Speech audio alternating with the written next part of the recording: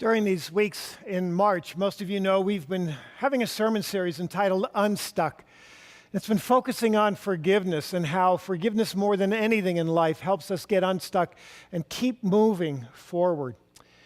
Well, this is the last in our series today, and we're going to try to tackle what is probably for many of us one of the most formidable aspects of forgiveness, and that's learning how to forgive ourselves. We so often become our own worst enemy.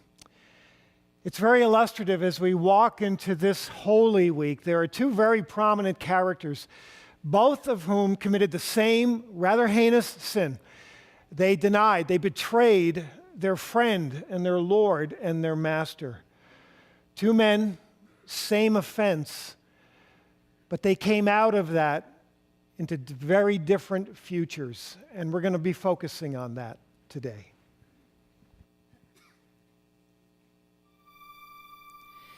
Now Peter was sitting out in the courtyard, and a servant girl came to him. "You also were with Jesus of Galilee," she said. But he denied it before them all. "I don't know what you're talking about," he said. Then he went out to the gateway, where another servant girl saw him, and said to the people there, "This fellow was with Jesus of Nazareth." He denied it again, with an oath. "I don't know the man." After a little while, those standing there went up to Peter and said, "Surely you are one of them, for your accent gives you away." Then he began to call down curses, and he swore to them, "I don't know this man." Immediately a rooster crowed, and then Peter remembered the word that Jesus had spoken. "Before the rooster crows, you will disown me 3 times." And Peter went outside and wept bitterly. Early in the morning, all the chief priests and the elders of the people made their plans how to have Jesus executed. So they bound him, led him away, and handed him over to Pilate, the governor. When Judas, who had betrayed him, saw that Jesus was condemned, he was seized with remorse and returned the 30 pieces of silver to the chief priests and the elders. "I have sinned," he said, "for I have betrayed innocent blood." "What is that to us?" they replied. "That's your responsibility." So Judas threw the money into the temple and left. And then he went away and hanged himself.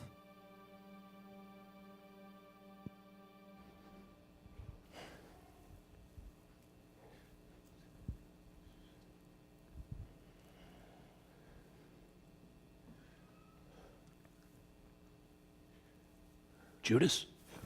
Peter, what do you want? It was you, wasn't it? Yes. Yes, it was me. Not that it was any big mystery. He knew. Peter, he knew. Did the others send you to find me to put a bounty on my head, maybe? No. I had my own reasons to look for you. What made you look here? It made sense. I knew you'd want to be alone. Betraying a friend will do that to a person. Anyway, this was the last place where we were all together, where things felt like they did before. It made sense you might come back here. Yes. The way things were before. I think that's what brought me back here, too. We were a team. Peter, we were going to change the world. He made us believe it could be so. And for so long, I believed.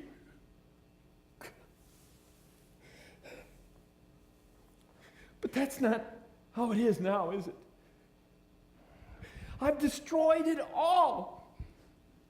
And You're here to make me pay, right? No, no. Believe me, we will all pay for betraying the master, but yes, I am still angry at you for what you did, but that's not why I'm here. You probably don't know this, but you and I have a lot more in common now than you realize. You see, I betrayed him too. You? What? 3 times I had a chance to stand with the master and declare my loyalty to him, and 3 times I failed him. Other people kept asking me about him, and I said, I don't know him. The master went to his death needing a friend, but I was nowhere to be found. So, I guess I've been looking for somebody else who might be feeling the same way that I am. Feeling the way I am, huh? Tell me, Peter, do you have a pain deep inside you that just won't go away? And I don't mean like a pain, I mean a real pain, like someone has just run you through with a sword. Well, do you? I had such a pain at first, but I cried.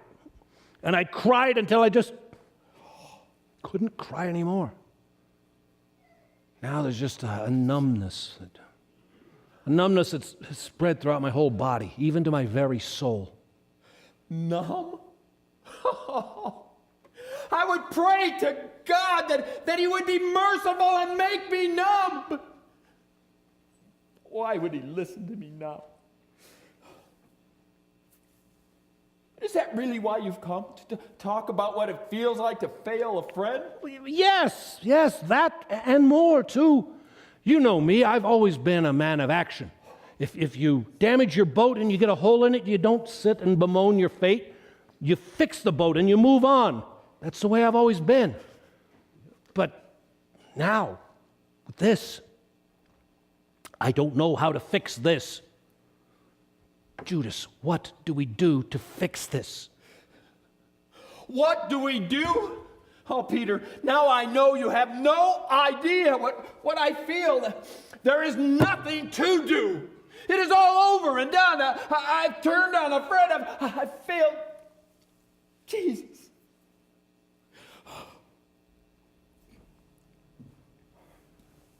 I'm not even fit for the garbage dump. Oh, no, you can't talk that way, Judas. That's not like what he taught us. Even though what you've done, what we've both done, seems unforgivable, there must be some way that can be made right. Jesus is still Jesus, Judas, and He still loves you, and yeah, He still loves me.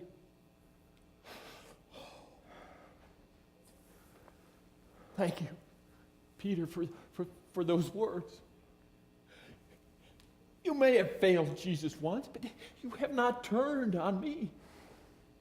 Somehow in your kindness, you've not turned from what Jesus taught. And somehow, even now, I believe He sees that. But I cannot find that grace that you speak of in my heart.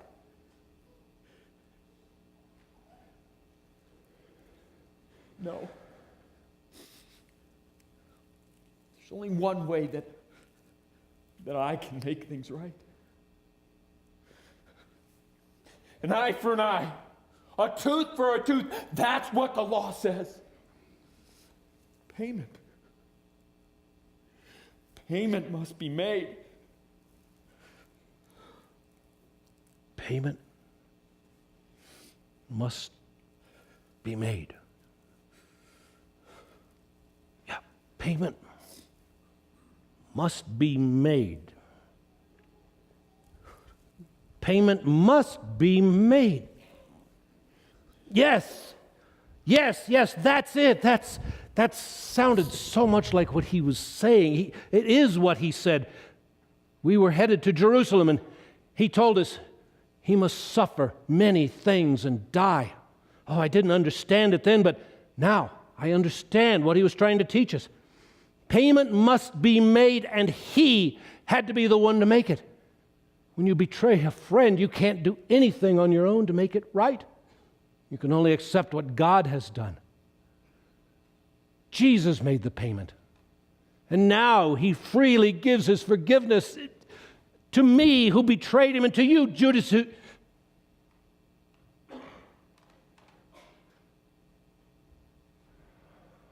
Judas.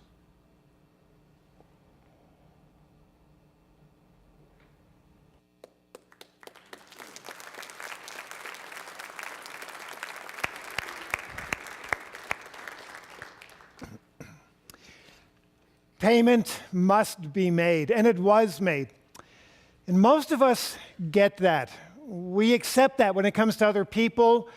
We can even accept that we receive grace from God. But when it comes to taking that same grace and applying it to ourselves, many of us get stuck. That grace enables us somehow to find a way to forgive others, and even in our prayers, we can sometimes see how that grace filters down to our relationship with God. But then we turn inward and we begin to look at our own stuff, and the regret just sticks to our heart, and we wind up getting stuck. Why is it? Why is it so hard for us to move grace forward like that? Peter and Judas, two of Jesus' inner circle, basically committed the same crime, the same offense, the crime of betraying not only the one who was your rabbi and friend, but the Son of God who had come to save the world. Judas, of course, did so by selling Jesus out for a bag of silver. Peter did so by betraying him repeatedly, that he even knew who Jesus was. Two guys, very different long-term outcomes. One of them was able to find his way to forgiveness and hope and went on to become a leading force in the expansion of the kingdom. The other one fell very quickly into the quicksand of self-recrimination and died a very tragic death. Why was there such a difference between these two? If nothing else, folks, this contrast highlights that the ability to find the path to forgiving ourselves is in many cases literally a matter of life and death. I've often wondered how many times this dynamic of an inability to forgive oneself is comprised an element of the act of suicide. How many times has a person reached that point where they feel that what they have done is beyond the pale of forgiveness, and the only answer is Judas's response? Or along with that, how many people who chronically self-medicate through either alcohol or drugs and constantly abuse that kind of self-medication do so because of the pain that's in their heart and an inability to come to grace within themselves. And that's why every year we lose hundreds, thousands of people who have seen their lives as beyond the pale of God's grace.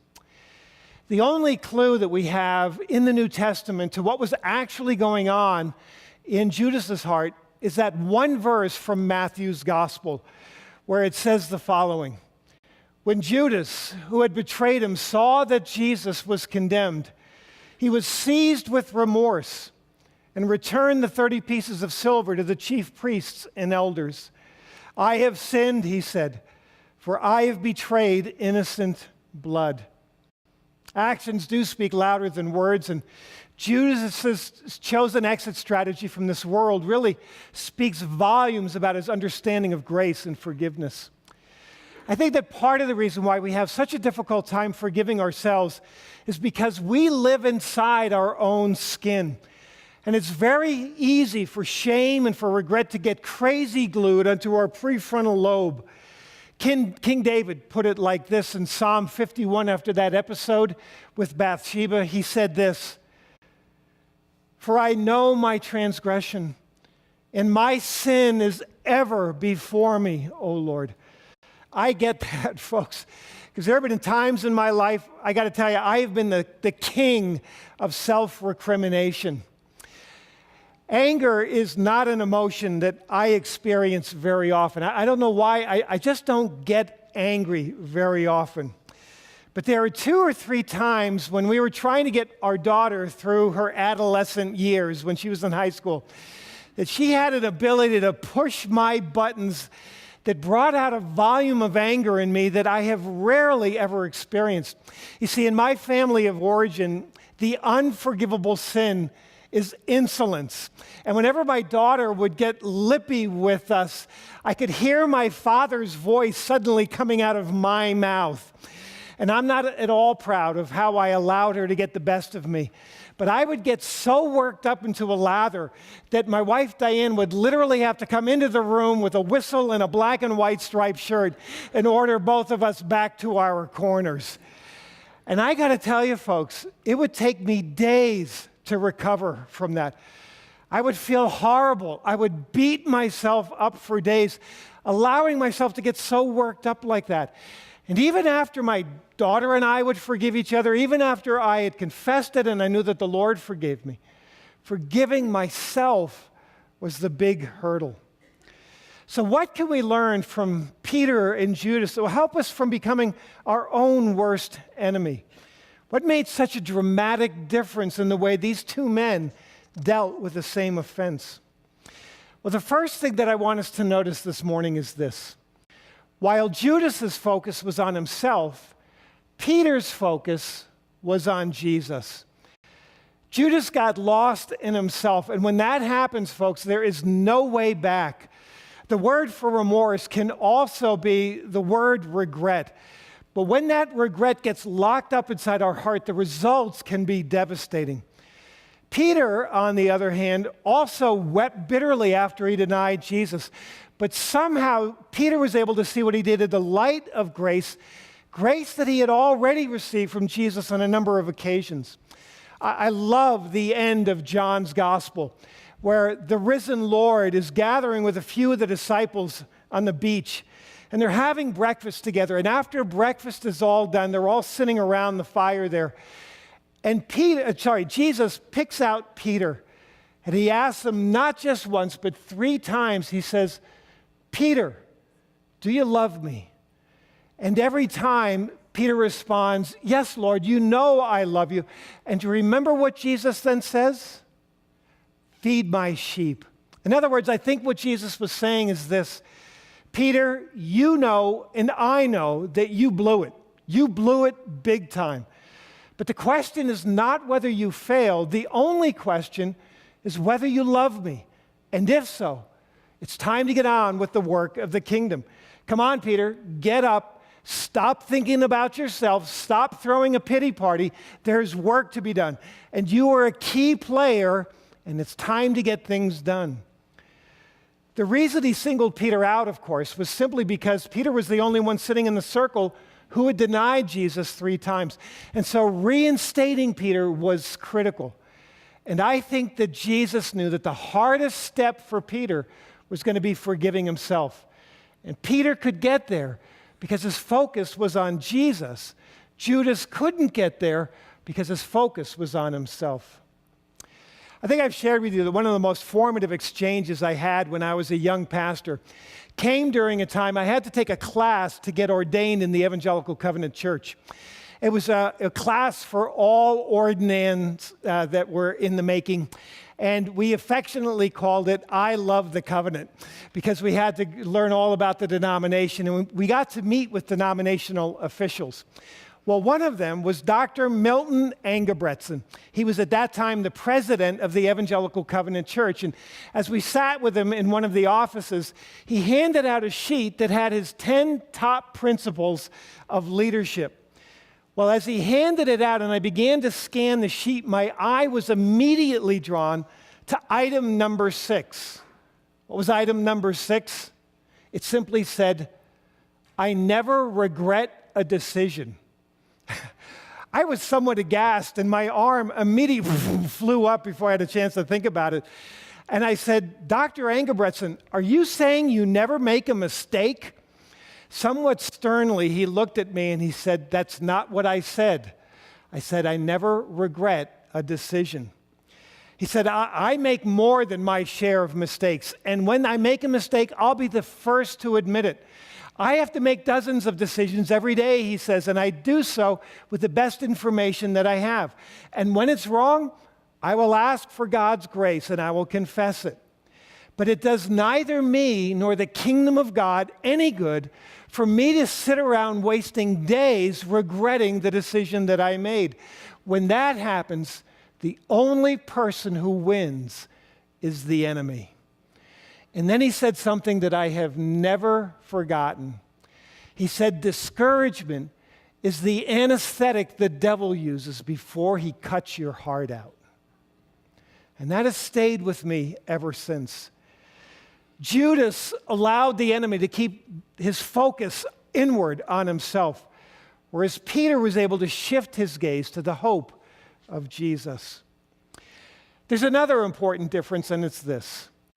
Judas was lost in the judgment of the law, while Peter understood the power of grace.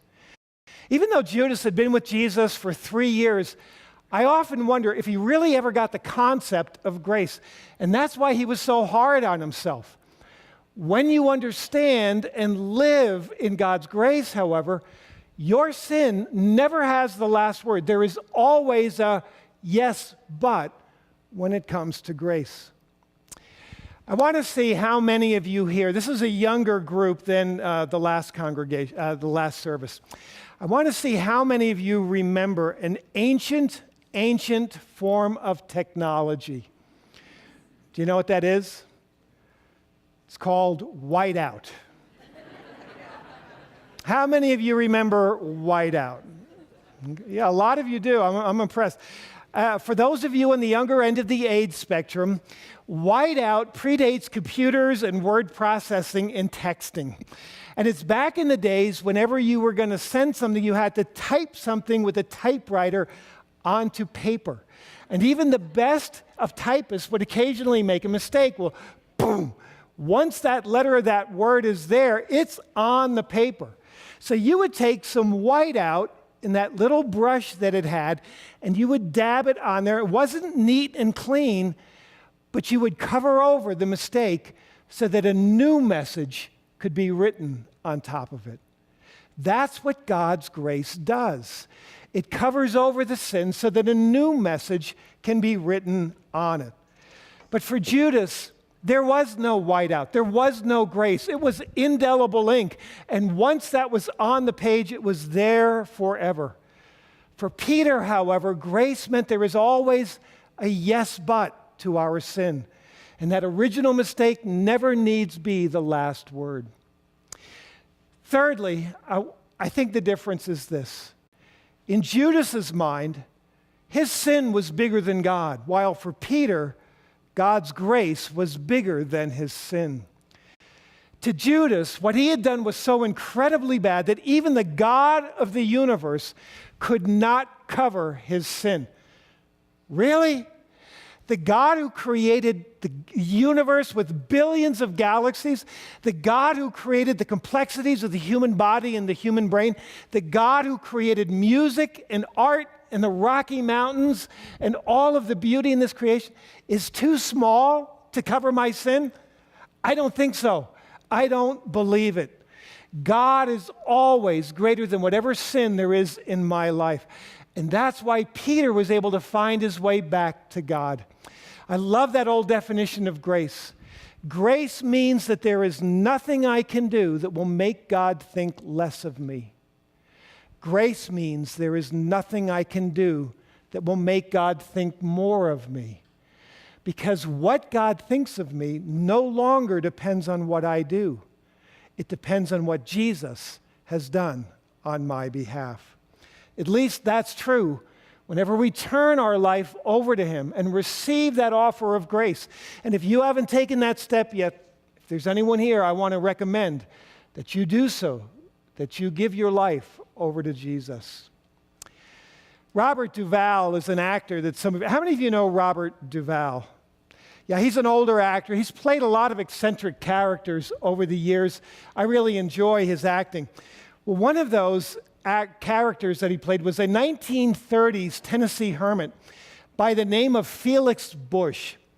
The movie was entitled Get Low. I don't know how many of you have ever heard of that, but it's the, let me say, it's the semi-true story of a hermit who decided to throw his own funeral party while he was still alive.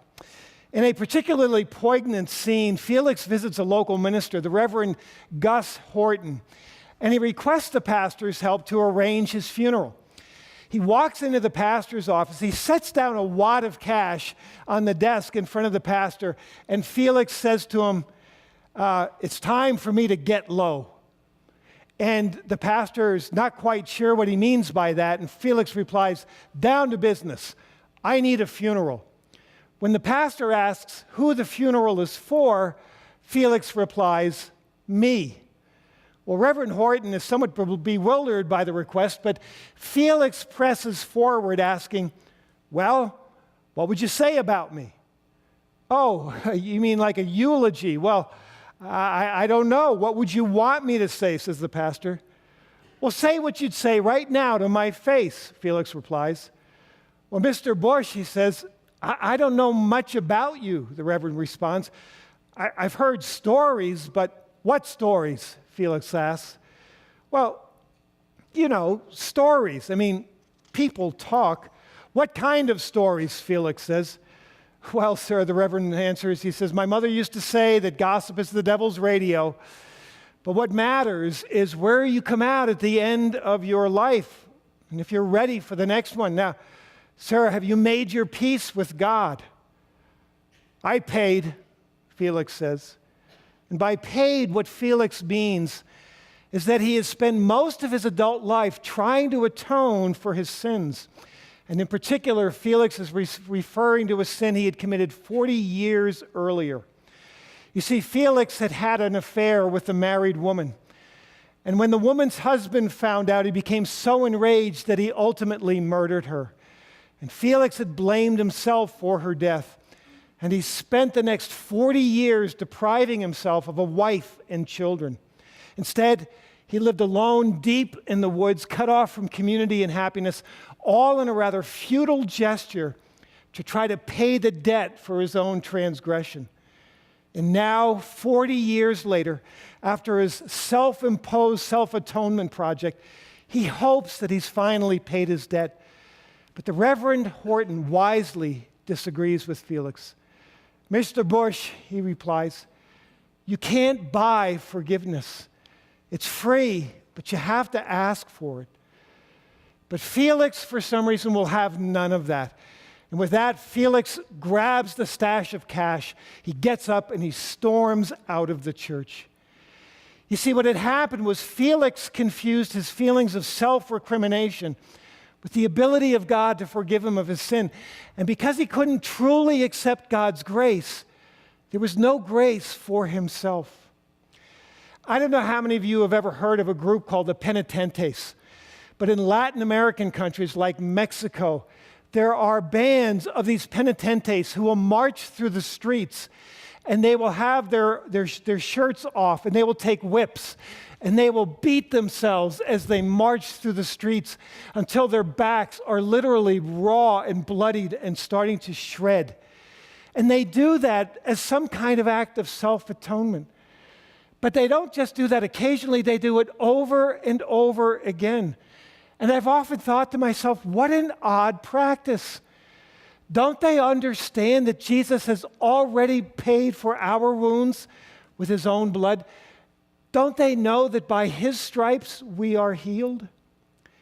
Judas's inability to avail himself of God's grace and his inability to forgive himself were all wrapped up together. But Peter understood, however, that God always gets to have the last word, and that God's word trumps all others. Folks, this Easter, we all have a choice to make. Believe it or not, we get to choose whether or not our life turns out to be a Greek tragedy or whether it turns out to be like a Hollywood movie with a happy ending. But we literally get the choice in this. And it all depends on whether or not we are willing to appropriate God's grace in such a way that we recognize when he says, forgiven, you are indeed forgiven. I don't know where you're coming from today or what's in the depths of your heart, but I have a strong hunch there are some of you here who have deep in your heart something that you are holding on to, that every time you think of that incident or that event, you kind of wince on the inside, and you are struggling to let go of that aspect. This Easter, I want to encourage you to make the choice of life, to release that into the hands of your Heavenly Father, and to forgive yourself, even as He has forgiven you. Because not only are these choices a matter of life and death, the choice you make will reverberate down the hallways of your life and echo through eternity.